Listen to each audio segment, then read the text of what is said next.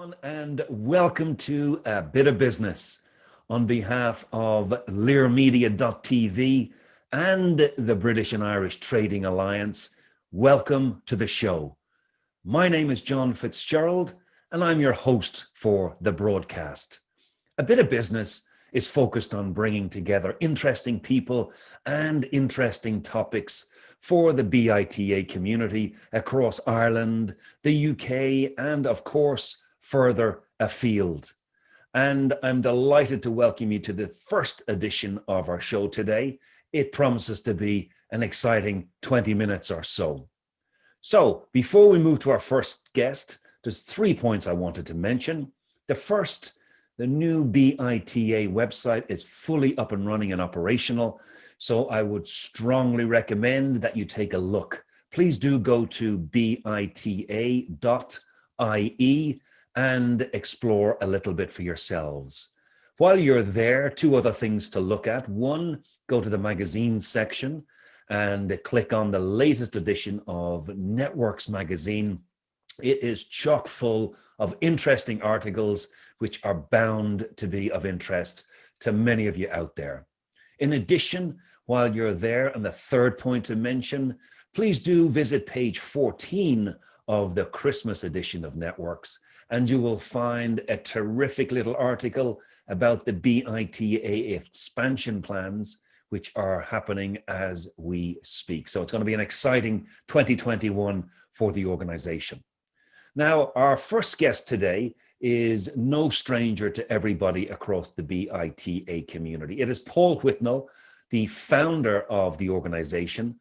And not only is he a good Cork man, a committed family man, and a keen golfer, he's the reason why BITA has developed into the organization that it is currently. And we look forward to having a good conversation with him. It's coming up next, so please do stay tuned.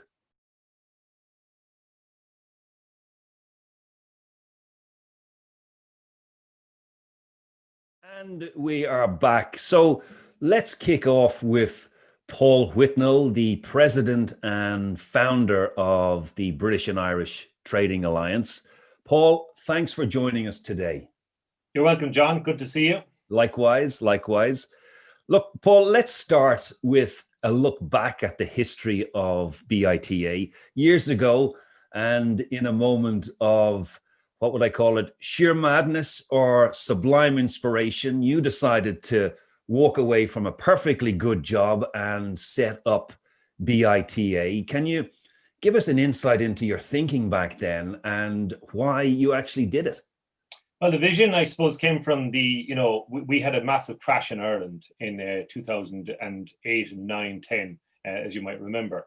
And I was working in the construction industry at the time, and I was faced with a decision whether I stay in Ireland or I would actually look for something, any opportunity abroad.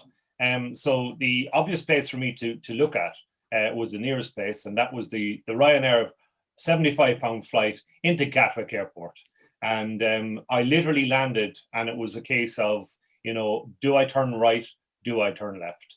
I took a turn right, and I ended up down in a place called Maidstone in Kent. And it was there I started. But when I started, I realized that there was a massive cultural difference between doing business in Ireland and doing business in the UK. And the big difference was the ability for us to be able to connect with people was far greater in Ireland. There wasn't a gatekeeper in the way, and there wasn't a process in the way that you'd have to adhere to be able to get some business done. So the access to the market was a lot easier. You do need to get up in the morning, you do need to work, but it was a lot easier. And in the UK, it was all process. It was all gatekeepers. So there was a different way of approaching it from an Irish person's perspective. I found that very unfair at the start because at the beginning, I spent 6 months probably just going around in circles, wasting time, wasting money, wasting resource, and being very, very, very upset at the time because I felt I was getting nowhere. So I took it upon myself to organize a community of people that could be the go-to platform and BITA was born. And the first meeting we had with BITA, I brought a board of people to actually explain what I wanted, what the vision of the organization was going to be. It was primarily to introduce Irish companies and opportunities and people to opportunities in a bigger market in the UK. And I was a foot soldier who was the advocate of communication and matchmaking and creating these opportunities for various people and various companies. That was the concept. So somebody asked me in that first meeting, what is BITA? And I said, it's people who know people that help people. And they said, write that down. And we did. And it's above my head now. So that's what the mantra was. We set out our goals, our missions, and our values. And I go back to values because I'm 53 years of age now. And I feel that, honestly, that it was our generation there was a change in values. Our parents reared us to be honest, to be real, to be hardworking, and that's what we were reared as. But unfortunately, we didn't finish up the process of communicating that down to the next generation, in my opinion. And technology came in, and suddenly the values changed. And a good example is, today a child will actually walk over rubbish like it's not there. Whereas we were taught to pick up rubbish, and we were taught that it was terrible to actually throw rubbish away. They were values. And you just look at Britain, for instance, at the moment, and I'm sure it's the same in Ireland, that has changed. And we've become a throwaway society. So BITA is a lot more than just an organization that is people who know people that help people. It is all about instilling those values back into us again, because we've got a chance to actually address this situation rather than ignoring it. And what BITA is the conduit and communication of those good values and those good practices to do things better. That's in a business sense, in a moral sense, in a cultural sense, or even in a political sense, if we need be, So that is what my intention was. And lo and behold, 8 years on, 9 years this year, we have a very vibrant organization that does just that. So in between, there was a thing called Brexit. And you would swear that I actually knew that this was coming down the tracks. So it was fitting that there was an organization that established themselves to be able to be the conduit of communication in that regard, taking politics and taking problems out of the equation and putting in bare solutions. But those bare solutions have all of these values I spoke about attached to them, which is a wonderful, wonderful thing. And it's mushroomed, Paul, I think, because a clear sign of that is the number of healthy, vibrant chapters that we now have across the BITA community. Never mind the additional connections we have with some of our overseas partners in the United States, in Australia, across Asia, etc. So it is the concept has grown significantly since you first started 10 or 11 years ago. But look, let's come back to the past 12 months, Paul. You got hit hard with COVID-19 on a personal level, and thankfully made a full recovery. How did that change you as a person, and how has it changed your view of BITA as a leader? I suppose the first thing was, I look at it now, John, and I look at the figures today. The figures have gone into the 90,000s in the UK. A staggering figure, and it's so sad. And it's, imagine all those families affected by the loss of their loved ones. It's just staggering. That's only in the UK and in Ireland and all over the world, globally. But I suppose what it did for me was it pressed my reset button in me. I was running around crazy, man, on a plane, on a train, on an automobile, trying to get out the word of what BITA is all about. And I was enjoying doing it, but I was covering so many miles doing it. And I was crazy busy. And it was like absolute madness that I got used to. And what COVID did was it showed us that there had to be a reset. We had to do things differently. Hence, I'm on a screen now as opposed to talking John in a studio. And we're able to do and communicate the same thing in a different way. So that was the first thing that it actually showed me, was there are different ways and means of doing things. We can still be as successful as we need to be, but some of the resources were so expansive and there was no need for them, like jumping on a plane and, it costing X amount, and me then renting a car, driving down to Limerick to do things like that. Sometimes you just don't need to do these things. So there was that reset button. There was also the moral reset button, and a lot of people have experienced this in the last couple of months. And it is very prevalent where I'm living at the moment in the UK for neighbors not to know each other, not to talk to each other, just pass each other by. And it is absolutely one of my worst nightmares when that happens, because I used to say hello to everybody. Cars were passing down the road and I'd be waving them as an Irishman does. And they thought, who is that madman? But that's all changed because community has become community again. And that's one of the wonderful things that a reset button does. It allows us to think about what is actually important and examine the values and examine and question. And I suppose me in my age, you do that naturally anyway. You kind of reassess things and you don't go as hard, and certain things change in your life that become important, and values become more important because you're more aware of what's around you. You've also gained a lot of experience, don't forget, in life. So that naturally happens. But I would like to see this happening earlier in life. I would like to see the younger generation adapting those values, realizing how important it is to be together and stick together and stay together and work together and share more of their experiences together, and rather than becoming these busy fools, that we generated in that generation. Yeah, it's been an interesting 12 months, I think, all around, and lots of people have hit that reset button, Paul, and for good reason.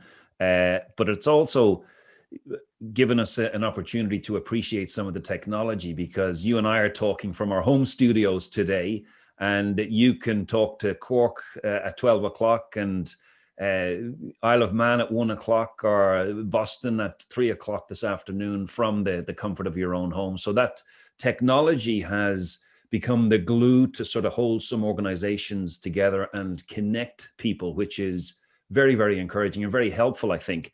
But let me dig into a little bit about how the ethos of BITA comes to life. And this may well be a tricky question for you, perhaps a bit like trying to choose your favorite child, so to speak. But can you think of one company within the BITA community where the ethos of BITA, as you have identified and articulated, really comes to life? And tell us, what does it look like and how does that feel? Well, I suppose, there's many, which is great because we've got that far now that we can actually pick out. And that was a question that was posed to me many times during the process. I always go back to one favorite that I have in terms of a company in Kilkenny when it started, because the seriousness of this was very prevalent then. There was this company in Kilkenny, and they were a shower door manufacturer, and they were employing something like 60 people at the time.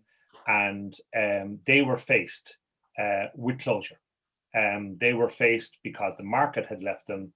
They had no forward orders, and all the people employed in that. So you can imagine a knock-on effect to actually families in that area. And Limerick, actually, as a city, went through the same thing when Dell, I go back, a couple of years, had changed their plans, and there was a reset button for a lot of people that had to diversify and create new jobs. And that's where small businesses come from. So a lot of people will gain the knowledge in a bigger organization, and they realize themselves that they've got their own ability and they can create a small business from this. But this said company in Kilkenny at the time were facing closure. And they came to me and BITA and they said, is there anything you can do or help us with, perhaps in the UK? And there was a brilliant company who support us largely and have done so since the very, very day we started, and that's Ballymore, Sean Mulryle in particular. And Ballymore have been a fantastic advocate of a company that's grown exponentially outside of Ireland in the last 10 years. And we had a conversation in terms of the facilitating this company with giving them a pipeline of business. And basically, I told him about what our journey was and what the possibilities were. And he went, hold him on it. He said, if he can produce the right product at the right price, why don't we give them the order? And they proceeded to get that order. It saved that company. And there is the line of communication with the right person in the right place at the right time. And that's what BITA is now. So BITA has chapters in Ireland, in Cork and Dublin, and the people in Limerick, Galway, Donegal, Mayo are all involved in. And what we need to know as an organization is, what is your plan? What is your pathway? How can we help you? Then we look into the ecosystem that is our membership, and we facilitate that. So if you're a small company who are growing and want to grow to a certain size, you will need certain resources that you cannot probably afford at the start of that journey.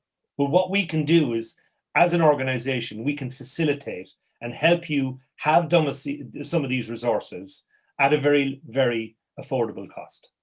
And we can promote your brand, you know. So there was one company, and I have to mention it, this week, a lovely man called Tom Murphy from Castlebar. And he introduced me to the concept. He said, I want to shave the world. And I said, you what? And he said, yeah, I want to shave the world. And he introduced me to a fantastic product called De Facto, which is a shaving oil. And I am actually on day 3 now of using the shaving oil. And basically no foam in a small little bottle that's recyclable. And it does 300 shaves. And it's a shaving oil that gives you such a freshness on the face. It's unbelievable. I know I'm like a Gillette ad here now, but it is fact. This is fact. And Tom Murphy asked us, could we help him get this product into the UK? And we've done it by people. I was the first. I actually got the bottle and I have it here and I use it now and I can actually tell you. But when I was reading the side of the bottle had an endorsement from Tom himself. And the endorsement was, if you are not happy with this product, we will give you your money back. And that's how confident he was. But what he needed, no matter how brilliant the product was, what he needed was a network of people to be able to spread his good word. And there's a simple example of a small company up in Mayo, and we are going to help him shave the world. I think that's a terrific example, Paul, and I love his mission to shave the world. It's very clever. It's a play on words, and I can't wait to try it, quite frankly.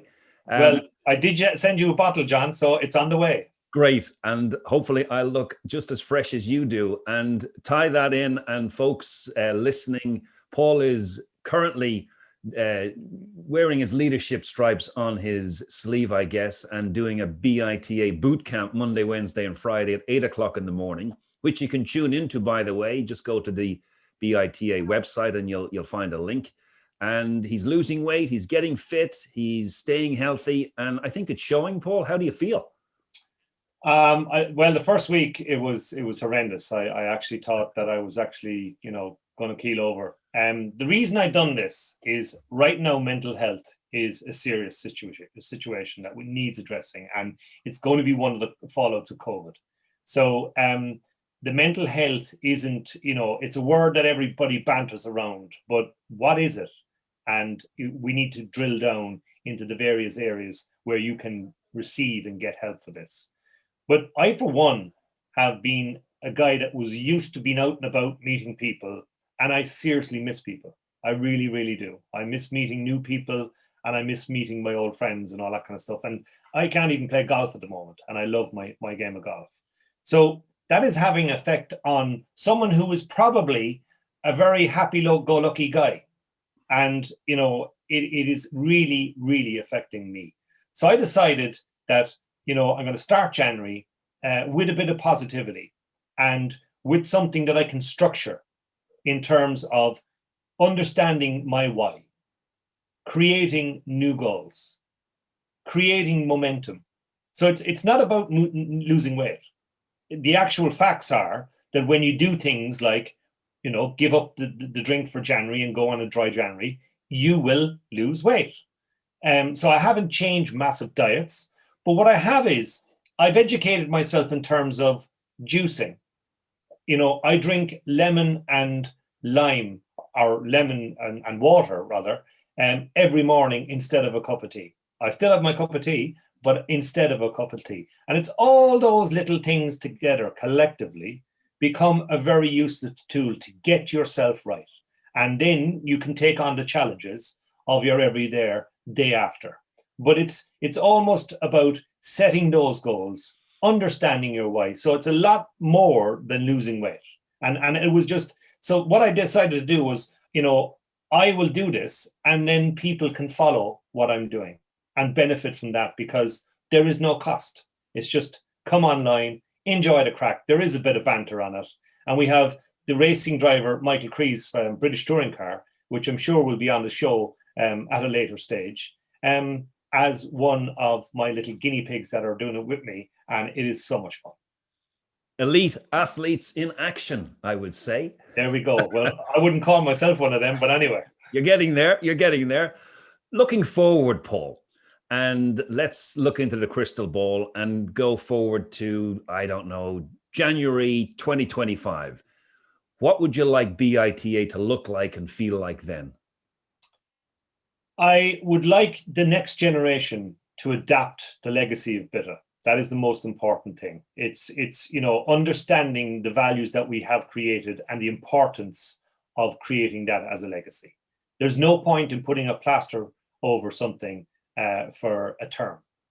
What we've got to do is we've got to get to the root of issues and problems and overcome them by solving.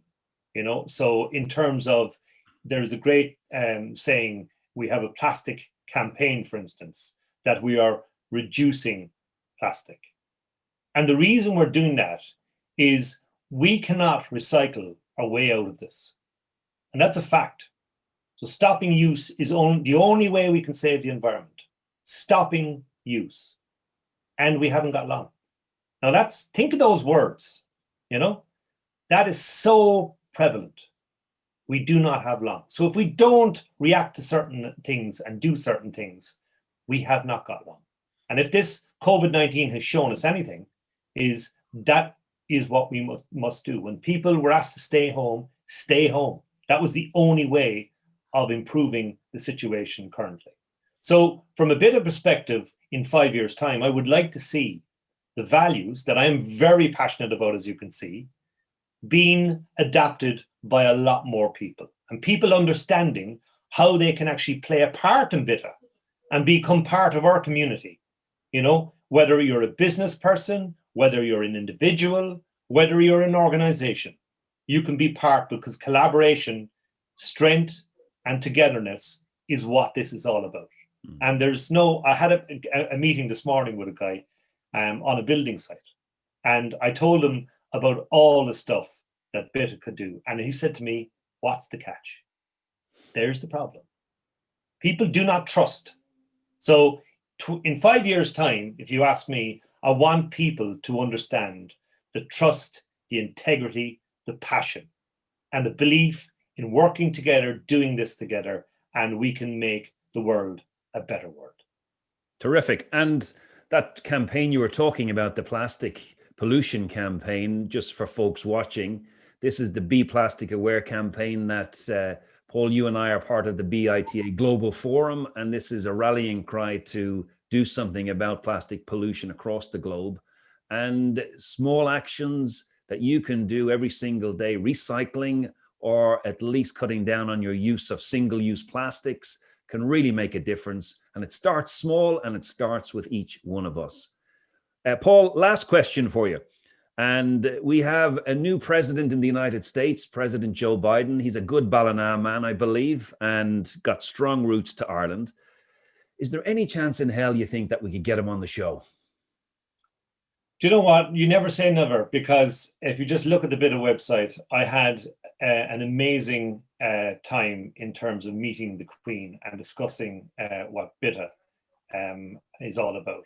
And after that experience, I think, look, at the end of the day, we're only people. We're all people. One of the things that Joe Biden has made abundantly clear is that he is there for the people. He is there to take on the challenges of that presidency without getting political, and I don't need to.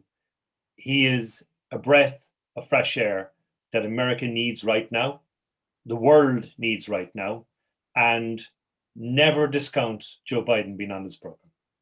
Great stuff. Well, look, Paul, that's all we have time for this episode of our show. Thanks so much again for joining us. Ladies and gentlemen, my name is John FitzGerald, and this has been A Bit of Business. Thank you very much.